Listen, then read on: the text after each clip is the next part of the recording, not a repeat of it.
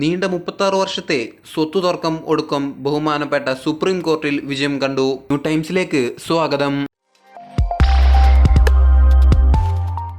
തിരൂരങ്ങാടി താലൂക്കിലെ തേഞ്ഞിപ്പാലം അംശം ദേശത്ത് ചെനക്കലങ്ങാടി മാങ്ങാട്ട് കോയക്കുട്ടി മുല്ലയും പള്ളിയാളി കമ്മുക്കുട്ടി മുല്ലയും കൂടി കൂട്ടായി വാങ്ങിയ സ്വത്തിന്മേൽ പള്ളിയാളി കമ്മുക്കുട്ടി മുല്ല മകൻ മുഹമ്മദ് മുല്ല മാത്രം അതിനെ പെടുത്തിവെച്ച് എന്ന കേസിന്മേൽ സ്വത്തിനർഹപ്പെട്ട ഇരു തറവാട്ടിലെയും കക്ഷികൾക്ക് ഭാഗിച്ചു നൽകാൻ അനുകൂല വിധി പരപ്പനങ്ങാടി മുൻസിഫ് കോടതിയിലും കേരള ഹൈക്കോടതിയിലും അതിനു പുറമെ ബഹുമാനപ്പെട്ട സുപ്രീം കോടതിയിലും ലഭിക്കുകയുണ്ടായി.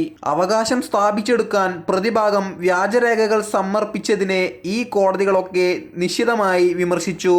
ആദ്യമേ 1994 കാലഘട്ടങ്ങളിൽ മുൻസിഫ് കോടതിയുടെ ഭാഗിച്ചു നൽകാനുള്ള അനുകൂല വിധിയിൽ അളന്നു തിട്ടപ്പെടുത്തി കമ്മീഷൻ നടപടി വരെ പൂർത്തീകരിച്ചതാണ്. സുപ്രീം കോടതിന്റെ ഈ അനുകൂല വിധിയോടുകൂടെ ബാക്കി നടപടികൾ പരപ്പനങ്ങാടി മുൻസിഫ് കോടതിയിൽ പുരോഗമിക്കും.